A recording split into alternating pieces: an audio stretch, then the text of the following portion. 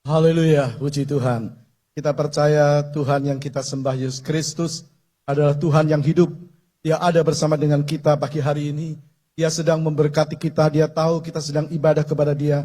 Dan kita percaya dia Tuhan segala Tuhan, dia Raja segala Raja dan pasti datang kembali sesuai dengan firman-Nya untuk menjemput saudara dan saya dan semua orang yang terus setia dan menjadi pelaku firman-Nya.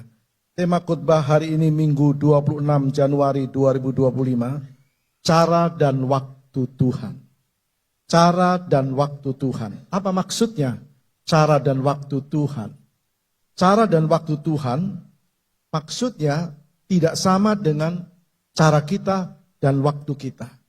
Jadi cara Tuhan tidak sama dengan cara kita. Waktu Tuhan tidak sama dengan waktu kita. Nah, kadang di luar pemikiran kita, cara Tuhan bekerja, waktu Tuhan kadang di luar nalar pemikiran kita. Dan orang bisa berkata rasanya tidak mungkin ya. Tapi bagi Tuhan tidak ada yang tidak mungkin. Bagi Tuhan selalu mungkin. Amin. Tepuk tangan bagi dia. Bagi Tuhan tidak ada yang mustahil. Dalam kitab Yeremia pasal yang ke-32 ayat 27 di situ dijelaskan kepada kita. Sesungguhnya akulah Tuhan Allah segala makhluk. Adakah sesuatu apapun yang mustahil untukku? Jadi firman Tuhan berkata, Tuhan Allah segala makhluk. Tidak ada yang mustahil bagi Tuhan. Apapun persoalanmu dan persoalanku, asal kita jalan sama Tuhan. Jalan sama Tuhan, kemana dan dimanapun kita berada, asal Tuhan yang pimpin, bukan kita yang pimpin. Bukan logika kita, bukan pikiran kita, bukan cara kita, bukan waktu kita. Jadi kemana Tuhan mau dan bukan kemana kita mau. Kemana Tuhan mau dan bukan kemana kita mau. Nah, cara Tuhan kadang di luar jangkauan logika manusia. Bagaimana cara Tuhan menolong? Kadang terlalu sulit untuk dicerna, tapi bagi Tuhan tidak terlalu sulit menolong saudara dan saya apapun yang kita alami. Sekali lagi cara Tuhan bukan cara manusia. Pikiran Tuhan bukan pikiran manusia. Waktunya Tuhan bukan waktunya manusia. Jadi Tuhan itu bertindak dengan cara dan waktunya sendiri. Tuhan itu bertindak menurut waktu dan caranya sendiri. Kalau kita mengerti Tuhan bertindak menurut waktu dan caranya sendiri, maka kita jangan coba memaksakan kehendak kita. Jangan kita paksakan waktu kita harus dipenuhi oleh Tuhan. Jangan, karena Tuhan tidak bekerja menurut cara kita dan menurut waktunya kita. Artinya Tuhan punya cara sendiri untuk bertindak, Tuhan punya waktunya sendiri untuk bertindak. Jadi waktu Tuhan menolong manusia, kadang-kadang di luar nalar manusia. Kadang-kadang tidak masuk akal cara Tuhan menolong. Karena Tuhan punya cara dan waktunya sendiri. Sekali lagi, jangan paksakan dengan cara kita. Karena kita tidak akan melihat pertolongan Tuhan kalau kita memaksakan dengan cara kita, dengan waktu kita, apapun yang kita butuhkan, apapun yang kita minta. Jangan paksa dengan cara kita dan waktu kita. Cara Tuhan itu terlalu ajaib. Amin. Cara Tuhan itu terlalu ajaib tanpa kita bisa duga sebelumnya.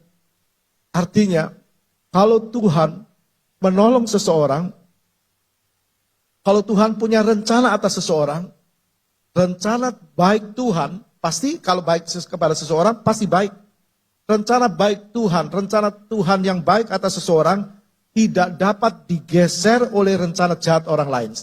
Itu harus kita yakini. Kalau Tuhan punya rencana atas saya dan saudara, maka rencana yang baik itu akan terjadi atas saya dan saudara, dan tidak akan tergeser dengan rencana jahat orang lain. Pertama kita melihat bagaimana cara dan waktu Allah bekerja. Waktu Tuhan melepaskan para rasul. Pertama adalah waktunya Tuhan. Kisah 5 ayat 18 sampai ayat 19. Mereka menangkap rasul-rasul itu lalu memasukkan mereka ke dalam penjara kota. Tetapi waktu malam seorang malaikat Tuhan membuka pintu-pintu penjara itu dan membawa mereka keluar, katanya. Pada waktu malam, waktu malam kan waktu orang tidur, waktu Tuhan bekerja, bukan berarti waktu malam Tuhan bekerja, waktu malam, waktu pagi atau siang Tuhan tidak bekerja. Tapi dalam pengertian, waktu malam di sini benar-benar Tuhan menolong tanpa bantuan manusia. Jadi Tuhan tidak perlu dibantu, Tuhan tidak perlu diarahkan. Kita tidak perlu membantu Tuhan, mengarahkan Tuhan, begini loh Tuhan, kalau engkau begini maka aku akan begini. Tuhan punya rencana atas kita. Tuhan punya waktu atas kita. Jadi kalau Allah menolong, Allah benar-benar menolong dengan kekuatannya, bukan dengan kekuatan manusia. Allah bisa menolong melalui manusia. Artinya manusia dipakai sebagai alatnya, Tuhan bisa. Tapi bukan dengan kekuatan manusia. Jadi Allah mampu membebaskan segala belenggu. Di sini kita lihat para rasul dibelenggu. Asal kita punya keyakinan yang kuat. Tuhan ada bersama dengan kita. Yesus Kristus tetap sama. Kemarin, sekarang, dan selama-lamanya. Dia tidak pernah berubah. Asal kita mau dan percaya Tuhan punya cara yang kuat menolong anak-anaknya. Waktu Tuhan. Sekarang kita beralih kepada cara Tuhan melepaskan para rasul. Kalau waktunya pada malam hari, di saat orang tertidur, katakan Tuhan menolong bukan dengan bantuan manusia. Sekarang cara Tuhan melepaskan para rasul, Kisah 5 ayat 19. Tetapi waktu malam seorang malaikat Tuhan membuka pintu-pintu penjara itu dan membawa mereka keluar. Tuhan utus seorang malaikatnya, apa mustahil bagi Tuhan? Tidak mustahil. Malaikat adalah ciptaan Tuhan, makhluk roh. Maka Tuhan bisa suruh menjaga anak-anak Tuhan. Tidak mustahil. Malaikat membuka pintu-pintu penjara dan membawa para rasul untuk keluar. Apa mustahil? Sekali lagi, tidak ada yang mustahil. Bagi Allah tidak terlalu sulit menolong para rasul. Bagi Allah juga tidak terlalu sulit menolong saudara dan saya. Asal kita percaya waktunya Tuhan, bukan waktu kita. Cara Tuhan bukan cara kita. Tidak sulit bagi Tuhan membuka pintu-pintu yang terkunci. Terkunci. Apa yang sedang kita alami? Apa yang sedang terkunci dalam hidup kita? Mungkin pekerjaan kita, kesehatan kita, rumah tangga kita, dan sebagainya. Jangan kita paksa dengan kekuatan diri. Tapi kita minta kekuatan Tuhan, minta pertolongan Tuhan. Nah, kalau semakin kita paksa, semakin kita akan terkunci. Dari persoalan apapun, kalau kita paksa dengan kekuatan kita, dengan kemampuan, merasa kita bisa mampu, semakin kita terkunci dengan persoalan dan sebagainya. Tapi izinkan Tuhan yang punya cara dan punya waktu. Pasti ada Tuhan, ada jalan keluar. Amin. Tepuk tangan bagi Tuhan. Kalau ada Tuhan, pasti ada jalan. Kalau Allah bertindak, akan membuat orang terheran-heran. Ayat 22 sampai 23. Tetapi ketika pejabat-pejabat datang ke penjara, mereka tidak menemukan rasul-rasul itu di situ. Lalu mereka kembali dan memberitahukan katanya, kami mendapati penjara terkunci dengan sangat rapinya. Dan semua pengawal ada di tempatnya, di muka pintu. Tetapi setelah kami membukanya, tidak seorang pun yang kami temukan di dalamnya. Logika berkata aneh, gak masuk akal, mustahil, gak percaya. Tapi ini firman. Kita yakin bagi Tuhan tidak ada yang mustahil. Waktu malaikat membuka pintu-pintu penjara, penjaga penjara tidak tahu. Tuhan bisa keluarkan para rasul tanpa sepengetahuan penjaga penjara pada waktu itu. Ayat 19 tadi berkata seorang malaikat Tuhan membuka pintu-pintu penjara. Apa mustahil? Tidak mustahil. Kalau Tuhan yang suruh, Tuhan punya kuasa.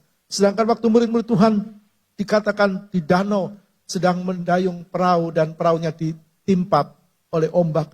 Mereka ketakutan, Tuhan berdiri dan berkata, teduhlah kamu dan teduh. Apapun yang sudah dan saya alami. Ada Tuhan, ada pertolongan. Ayat 23. Pejabat-pejabat berkata, kami mendapati penjara terkunci dengan sangat rapinya. Dan semua pengawal ada di tempatnya di muka pintu. Orang bisa heran. Kalau pintu itu terbuka, orang berpikir pasti dia punya katakan duplikat kunci atau dengan cara lain para rasul ini keluar. Tapi pintu ini kembali terkunci. Bagi Tuhan tidak ada yang mustahil. Tidak ada seorang pun yang mampu melihat, termasuk penjaga. Bagaimana malaikat Tuhan membawa para rasul keluar. Tidak masuk akal. Tapi sekali lagi, bagi Tuhan semua mungkin. Bagi Tuhan semua mungkin. Tuhan bertindak dengan caranya, dengan waktunya, pasti dengan tujuan. Kalau Tuhan tolong kita, pasti dia punya tujuan. Bukan dia tolong kita lalu selesai, sedang kita sudah ditolong Tuhan, lalu kita tidak mengerti kenapa Tuhan tolong saya. Kita tidak tahu kenapa Tuhan berikan pertolongan, lalu kita seenaknya sendiri dengan hidup ini. Mengolah hidup ini dengan seenak sendiri, tidak. Tuhan punya waktu dan cara bertindak, pasti dengan tujuan. Ayat 20. Pergilah, berdirilah di bait Allah, dan beritahukanlah seluruh firman ini kepada orang banyak. Nah, tujuan Tuhan menjadi saksinya. Kalau Tuhan bertindak pasti punya tujuan. Kalau Tuhan menolong kita pasti dia punya tujuan. Supaya kita menjadi alatnya Tuhan. Menjadi kepanjangan tangan Tuhan. Supaya kita memuliakan Tuhan. Jadi kalau seseorang ditolong oleh Tuhan, dia harus peka dengan pertolongan Tuhan. Kalau dia peka dengan pertolongan Tuhan, dia tidak mensikapi dengan nada yang negatif. Tapi dia akan sikapi dengan nada positif, maksudnya dengan hal-hal rohani. Dia akan bawa hidupnya untuk memuliakan Tuhan. Sekali lagi bagi Allah, tidak ada yang mustahil. Bagaimana cara melepaskan Petrus dari penjara? Kita melihat dalam Kisah 12. Yang kedua kita lihat tentang Petrus ayat 4-5. Setelah Petrus ditangkap, Herodes menyuruh memenjarakannya di bawah penjagaan 4 regu. Masing-masing terdiri dari 4 prajurit.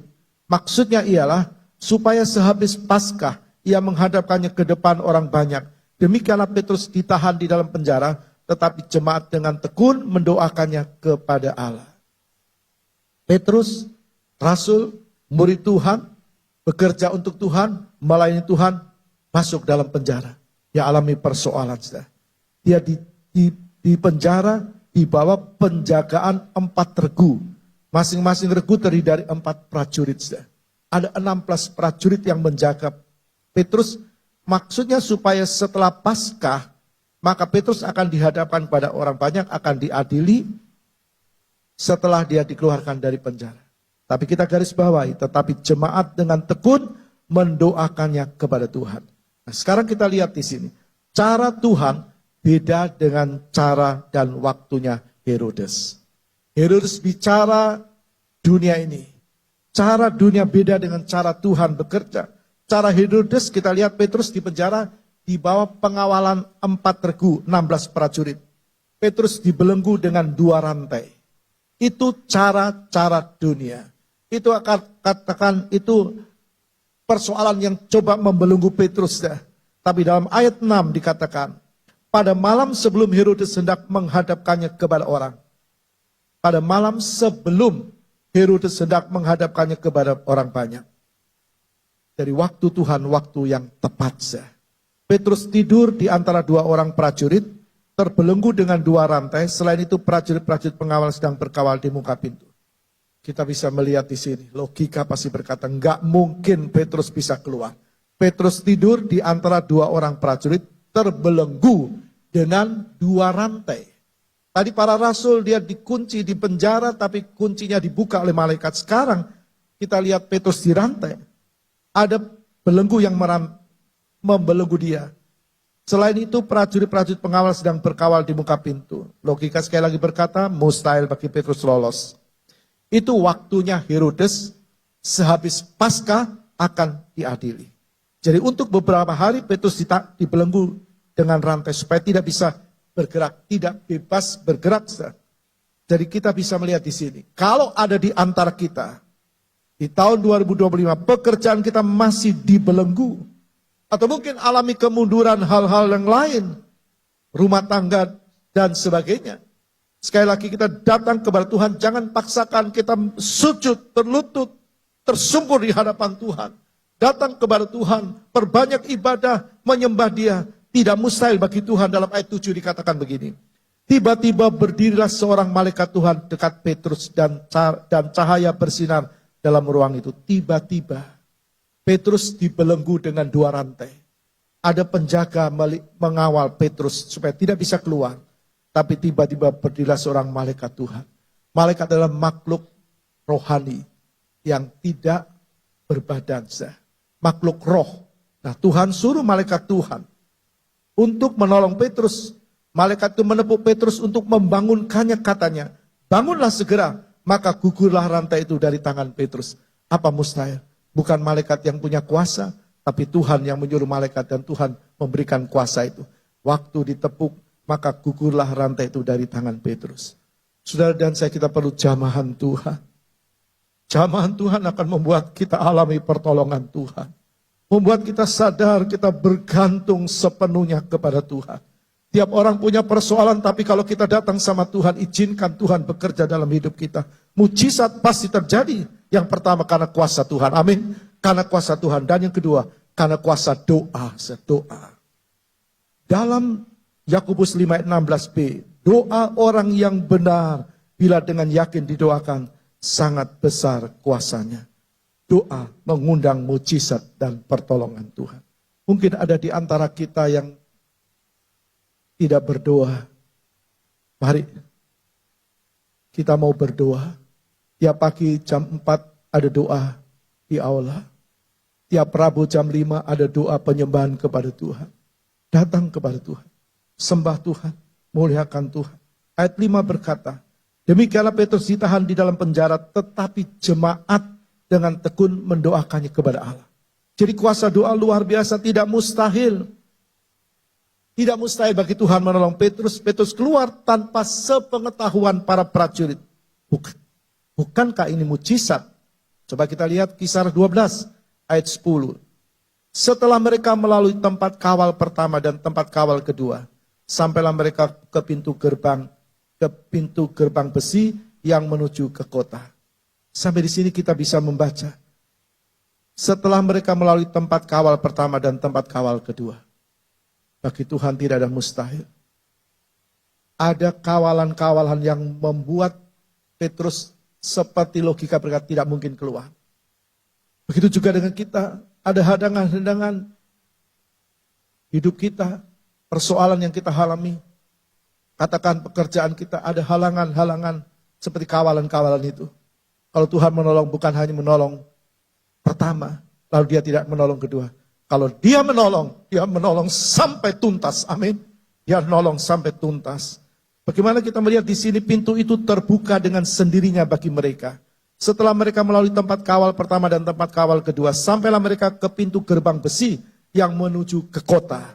Pintu itu terbuka dengan sendirinya bagi mereka. Sesudah tiba di luar maka mereka berjalan sampai ke ujung jalan dan tiba-tiba malaikat itu meninggalkan dia. Kalau Tuhan nolong sampai tuntas.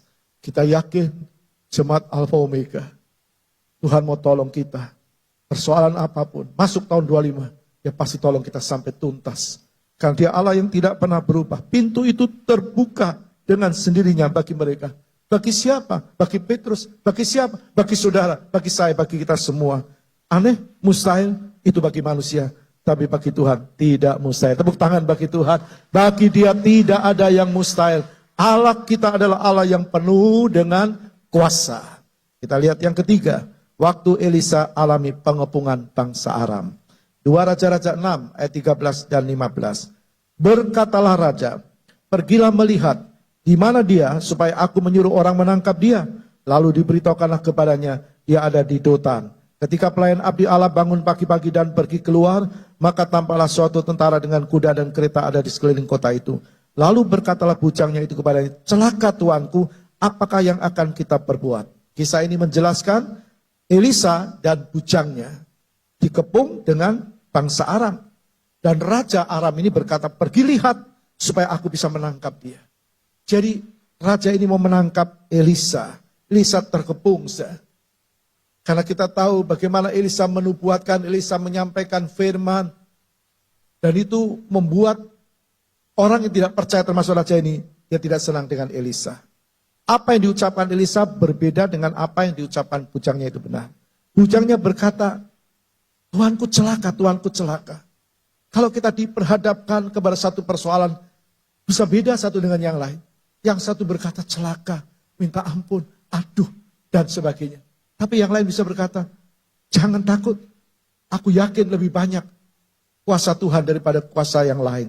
Ayat 16. Jawabnya, jangan takut, sebab lebih banyak yang menyertai kita daripada yang menyertai mereka. Sudah yakin? Lebih banyak yang menyertai kita daripada yang menyertai mereka. Lebih banyak yang menyertai kita daripada persoalan yang kita hadapi. Amin. Kembali tepuk tangan bagi Tuhan. Lebih banyak Tuhan.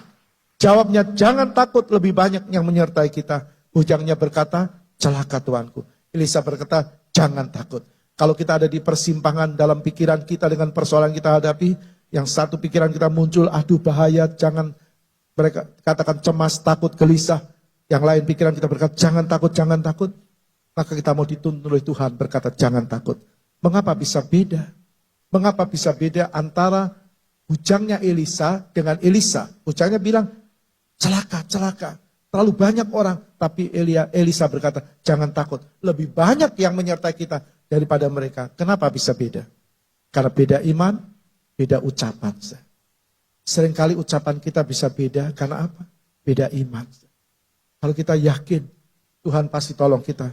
Kita tahu Elisa berkata lebih banyak yang menyertai kita daripada yang menyertai mereka. Artinya, Tuhan lebih berkuasa dari persoalan yang kita hadapi. Amin.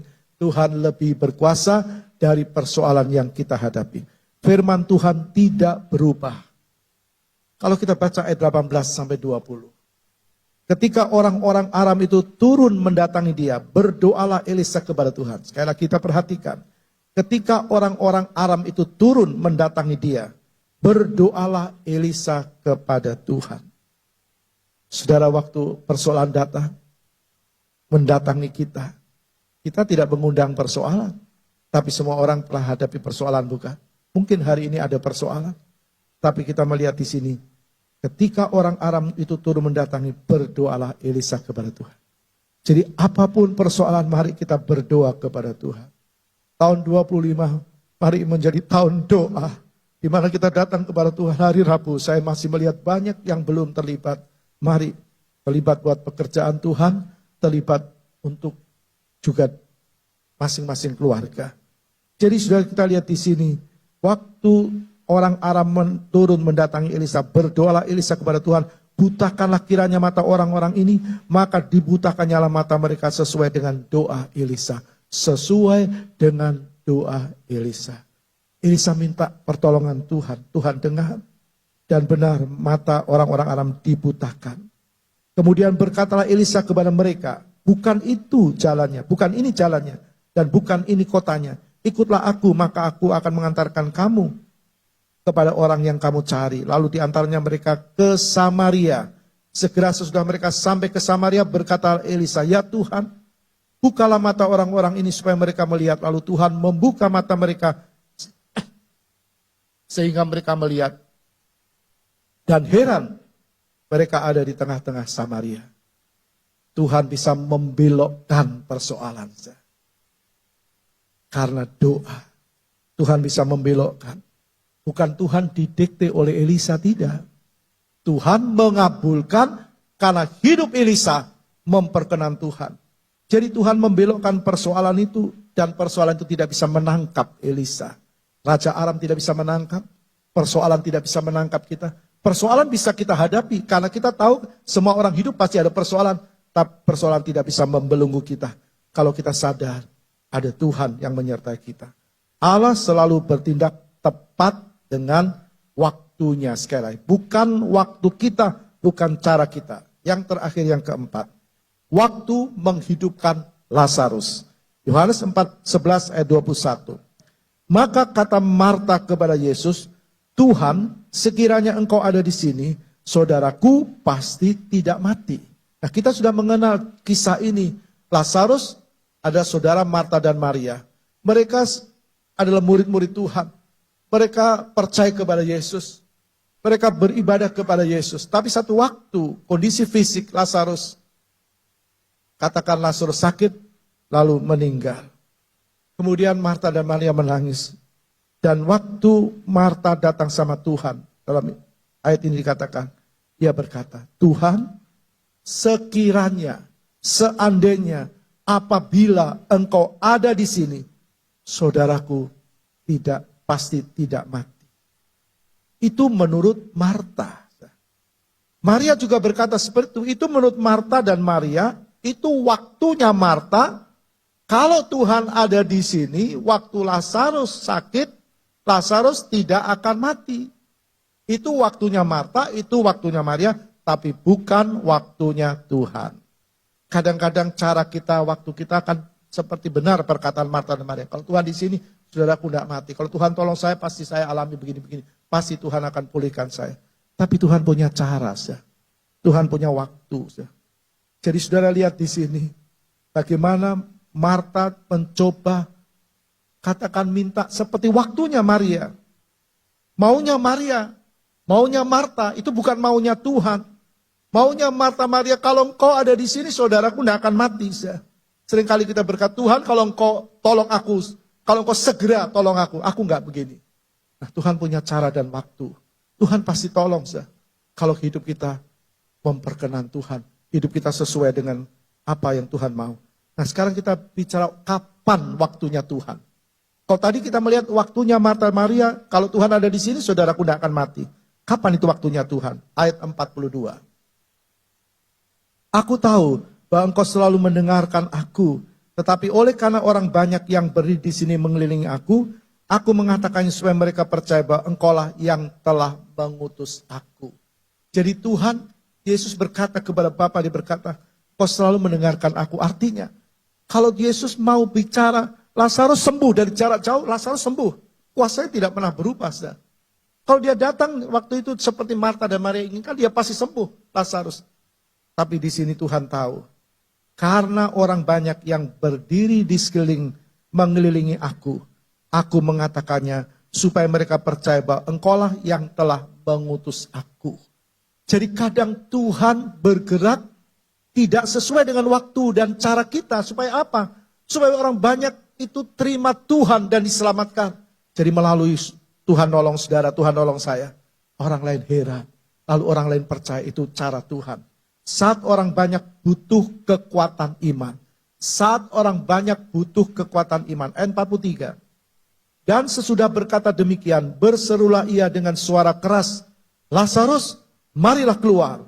Artinya, pertolongan Tuhan itu untuk kemuliaannya. Amin, tepuk tangan bagi dia.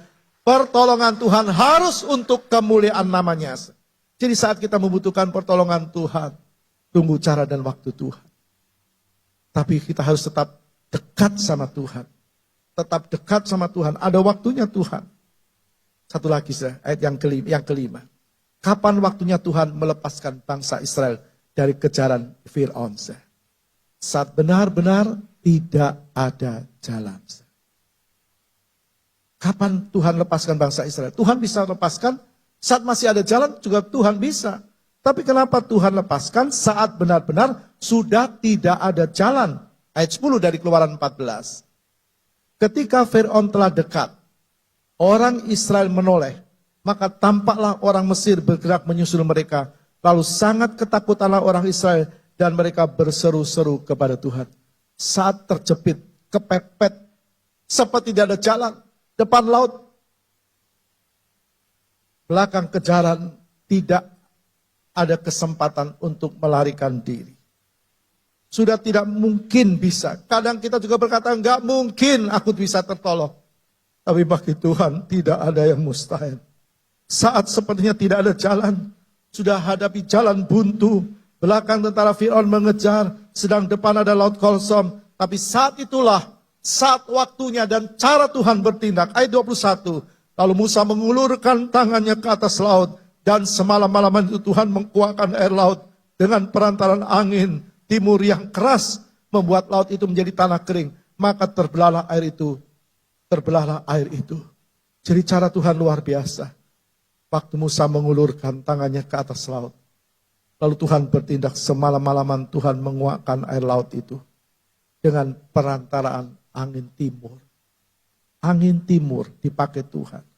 Tuhan pakai angin timur. Apa itu angin timur? Kalau kita membaca Yeskiel 17, ini angin yang liar. Angin timur itu angin liar yang bisa memporak-perandakan apa saja. Yeskiel 17 ayat 10. Lihat, ia memang ditanam, tapi apakah ia akan memberi hasil? Apakah ia tidak akan layu kering? Kalau ditimpa angin timur, ia akan layu kering di bedeng tempat tumbuhnya itu. Jadi angin timur ini bisa memporak-perandakan. Tapi kok bisa ya dipakai Tuhan? Tidak ada yang mustahil. Kadang-kadang kita juga bisa, gak nyangka ya. Saya harapannya sana. Kok Tuhan bisa tolong melalui sini? Gak mungkin ini, gak mungkin. Tapi bagi Tuhan kok mungkin sih? Pernah kita alami seperti itu. Kita mengharapkan sana itu pasti. Tapi ternyata sana yang nolong Tuhan. Apa tidak mungkin bagi Tuhan? Mungkin. Waktu kita lihat Elia ada di sungai Kerit, Tuhan kirim burung gagak. Kenapa tidak burung merpati? Kenapa tidak burung elang? Kenapa tidak yang lain? Kenapa burung gagak? Burung yang najis. Tuhan bisa pakai. Karena dia pencipta, dia Allah yang luar biasa. Justru kita melihat di sini. Semua kalau ada di bawah kendali Tuhan. Tidak ada yang mustahil. Selalu ada jalan. Selalu bisa. Sesuatu yang katakan seperti angin timur bisa dibalik oleh Tuhan. Menjadi yang baik. Sekali lagi tadi kita masih ingat kalimat. Kalau Tuhan punya rencana atas kita. Rencana yang baik. Tidak bisa digeser dengan rencana jahat orang lain. Tidak usah dendam. Tidak usah membenci. Ampuni saja. Bisa dibalik Tuhan. Bukan merusak tapi menguntungkan. Kalau Tuhan bertindak pasti Tuhan punya tujuan. Ayat 18 kita baca. Maka orang Mesir akan mengetahui akulah Tuhan apabila aku memperlihatkan kemuliaanku terhadap Fir'aun, keretanya dan orangnya yang berkuda. Jadi sudah lihat di sini, waktu angin itu bertiup semalam-malaman, terkuaklah laut itu menjadi dua bagian. Ada jalan keluar, ada pertolongan Tuhan. Selalu pertolongan Tuhan untuk kemuliaan nama Tuhan. Kembali para rasul dan Petrus dilepaskan untuk beritakan firman. Dilepaskan, ditolong untuk beritakan firman, untuk kemuliaan Tuhan.